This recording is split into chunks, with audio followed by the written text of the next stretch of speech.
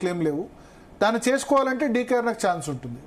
ఇక మెదక్ ఎంపీ రఘునందన్ రావు గారు కూడా గట్టిగా ఆయన మీడియాలో వాయిస్ వినిపిస్తారు. గతంలో కూడా క్వశ్చన్ చేశారు సార్, నాకు ఎందుకు ఇవ్వకూడదు.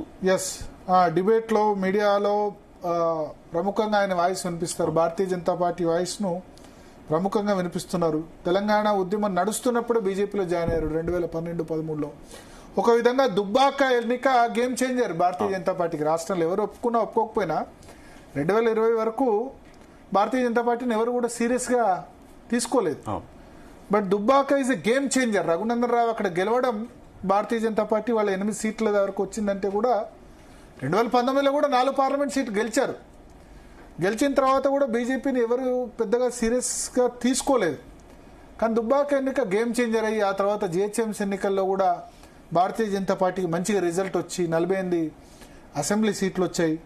తర్వాత మునుగోడు ఎలక్షన్స్ మళ్ళీ హుజరాబాద్ గెలిచింది ఈటెల రాజేందర్. దాని తర్వాత జిహెచ్ఎంసీ తర్వాత ఆ తర్వాత మునుగోడు ఎలక్షన్లో కూడా చాలా దగ్గరగా వచ్చారు. మళ్ళీ కరెక్ట్గా ఎన్నికలకు కర్ణాటక ఎలక్షన్స్ ఓడిపోగానే 6 నెలల ముందు బండి సంజయ్ని తీసేసి ట్రబుల్లో పడింది. కానీ Dubbaka election is a game changer. ఆ పరంగా చూస్తే రఘునందన్ కూడా ఉండొచ్చు. కానీ క్యాస్ట్ మైనస్ అవుతుంది. వెలమ కమ్యూనిటీ తక్కువ.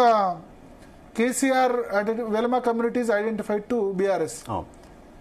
ప్లస్ రెండవది ఏంటంటే సామాజిక వర్గ జనాభా కూడా తక్కువ కదా. రెడ్డిస్ కొంచెం 7-8% ఉంటారు. అది మైనస్ అవుతుంది. ఎప్పుడు రఘునందన్ రావు కూడా అంటారు, నేను వెల్మ కులంలో పుట్టడమే చేసిన తప్ప, నా టాలెంట్ని బట్టి ఇవ్వాలి కదా. నేనైతే మీడియాలో ప్రముఖంగా వాయిస్ వినిపించాను, దుబ్బాక గేమ్ చేంజర్, నాకు అవకాశం ఇవ్వాలి కదా. ఆయనకు బిఎల్ సంతోష్ సానుకూలంగా ఉంటారు, మంత్రి శ్రీనివాస్ కూడా సానుకూలంగా ఉంటారు. సో ఆయన కూడా ప్రయత్నం చేస్తున్నారు. సో మేజర్గా ఎంపీల నుంచి మనకు 8 మంది ఎంపీలు ఉన్నా ఆల్రెడీ బండి సంజయ్, కిషన్ రెడ్డి ఇద్దరు కేబినెట్ లో ఉన్నారు. ఒక దశలో చర్చ కూడా జరిగింది. ఈ మొత్తం వ్యవహారంలో రేస్ నుంచి పూర్తిగా బండి సంజయ్ తప్పుకున్నారు కదా సార్. రేస్ నుంచి తప్పుకున్నారని మనం చెప్పలేం. ఓకే, బండి సంజయ్ అధ్యక్షుడిగా మొదలున్న 6 నెలలు ఆయన వద్దని అనుకున్నారు.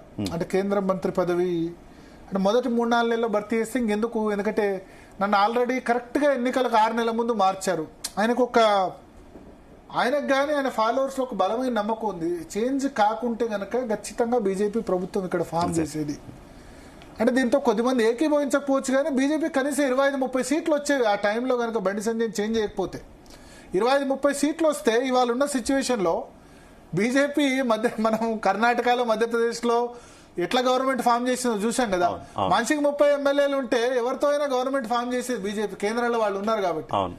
సో అది అంటే ముఖ్యమంత్రి పదవి అన్నది భారతీయ జనతా పార్టీ ప్రభుత్వం అన్నది నోటికాడి ముద్ద దాకా వచ్చి పోయిందన్నది ఆయన బాధ. సో ఆయన ఇనీషియల్ గా జూన్ 4న గెలిచిన తర్వాత మొదటి 4-5 నెలలు వ్యతిరేకంగా ఉన్నారు పార్టీ అధ్యక్ష పదవికి. ఎందుకంటే ఇప్పుడు నన్ను పెడితే ఇంకా 4.5 సంవత్సరాలు కంటిన్యూ చేస్తారో లేదో. ఇక్కడ భారతీయ జనతా పార్టీలో అధ్యక్ష పదవి 2 టర్మ్స్ మాత్రమే చేయాలి, వరుసగా 2 టర్మ్స్, అంతకు మించి చేయకూడదు.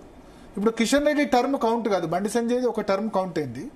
ఇప్పుడు కనుక అపాయింట్ అయితే 2023-24 ఆ టైంలో అపాయింట్ అయితే 3 సంవత్సరాలు అంటే కనుక 27కి అయిపోతుంది. మళ్ళీ ఎలక్షన్ టైంలో నన్ను తీసేస్తారు. ఏం లాభం? 2 టర్మ్ల కంటే వరుసగా చేయడానికి అవకాశం ఉండదు.